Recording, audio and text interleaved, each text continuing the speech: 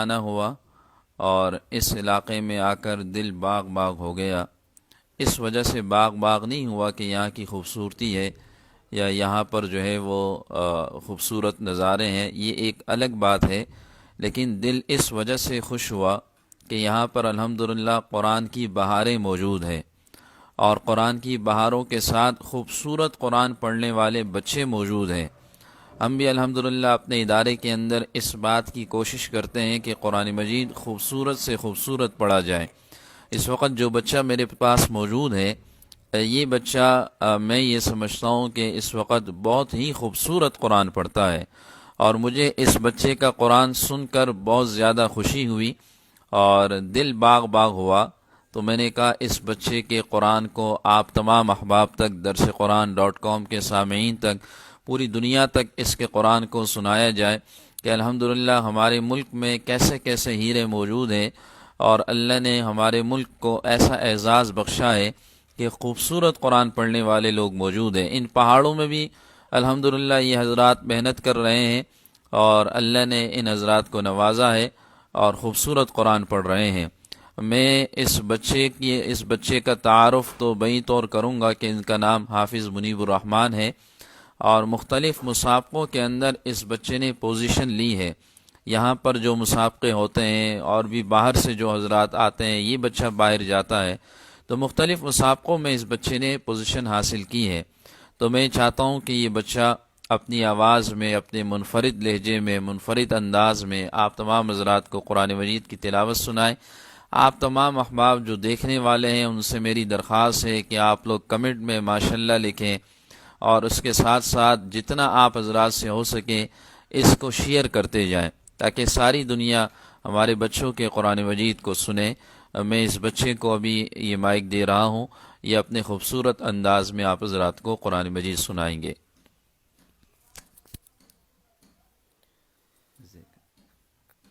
اعوذ باللہ من الشیطان الرجیم، بسم اللہ الرحمن الرحیم۔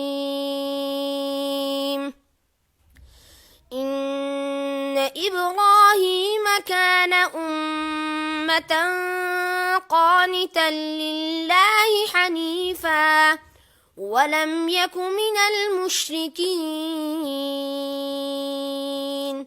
شاکرا لأنعمه اجتباه وهداه إلى صراط مستقيم وآتيناه في الدنيا حسنة وإنه في الآخرة لمن الصالحين ثم أوحينا إليك أن اتبع ملة إبراهيم حنيفا وما كان من المشركين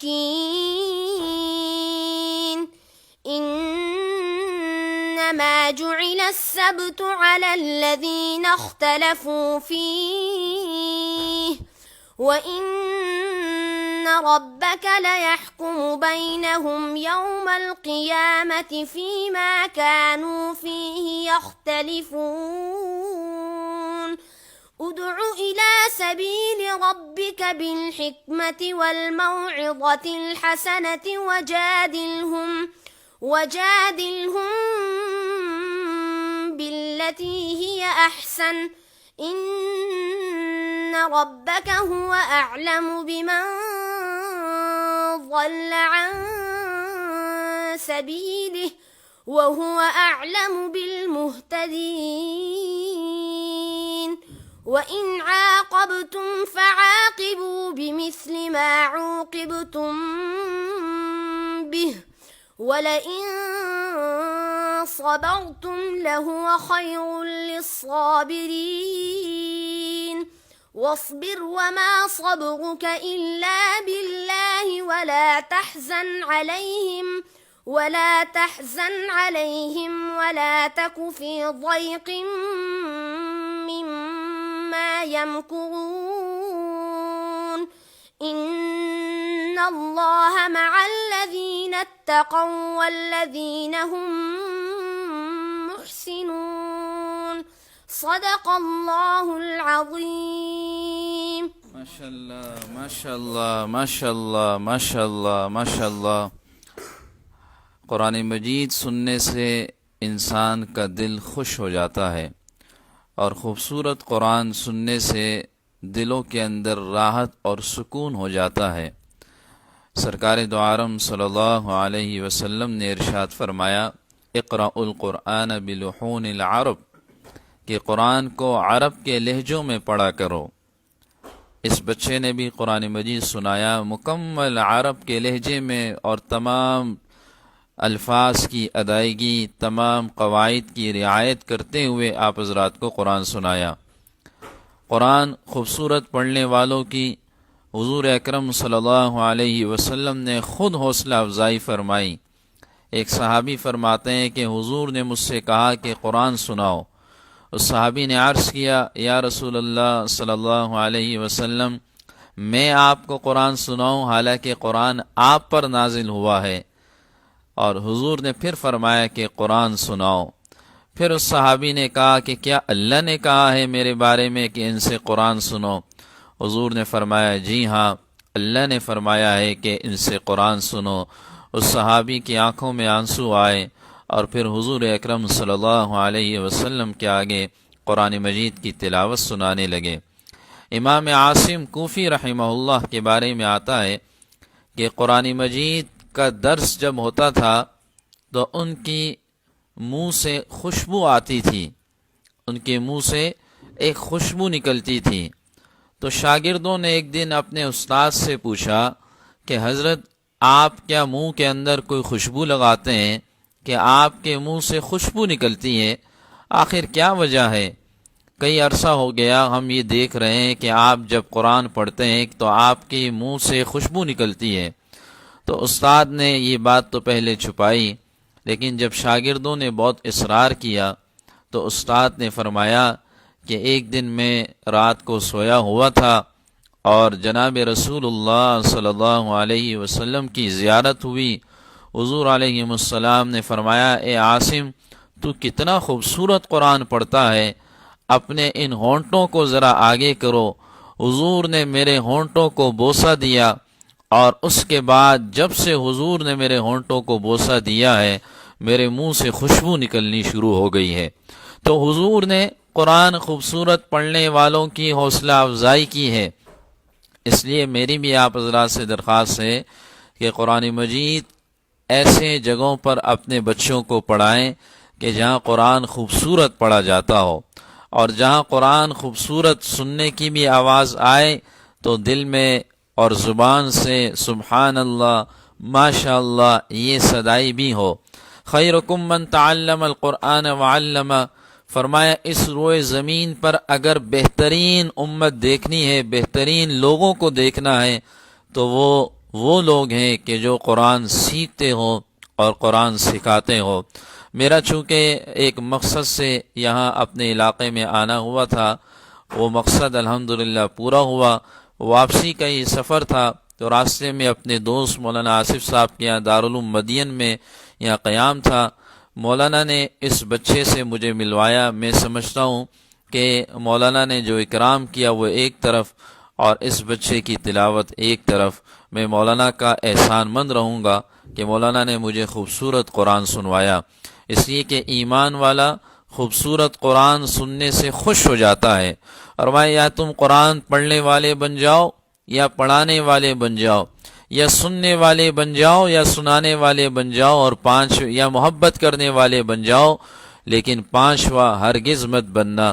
ان لوگوں سے محبت کی جائے اور ان لوگوں کے ساتھ اٹھا بیٹھا جائے.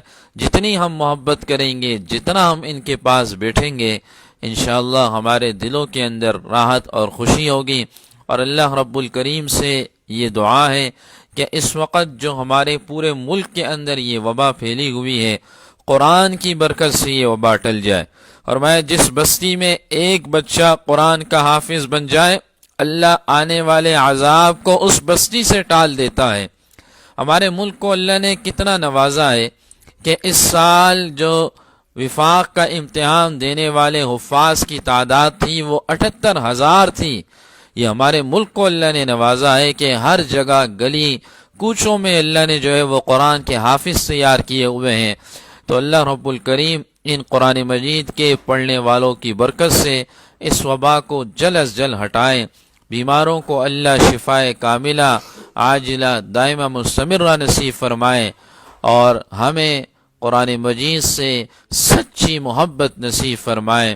میں آخر میں 2 اشعار پیش کر کے آپ حضرات سے اجازت چاہوں گا۔ میں اپنے نبی کے کوچے میں چلتا ہی گیا، چلتا ہی گیا، میں اپنے نبی کے کوچے میں چلتا ہی گیا، چلتا ہی گیا، ایک خواب سے گویا اٹھا تھا، کچھ ایسی سکینت طاری تھی، حیرت سے ان آنکھوں کو اپنی ملتا ہی گیا، ملتا ہی گیا،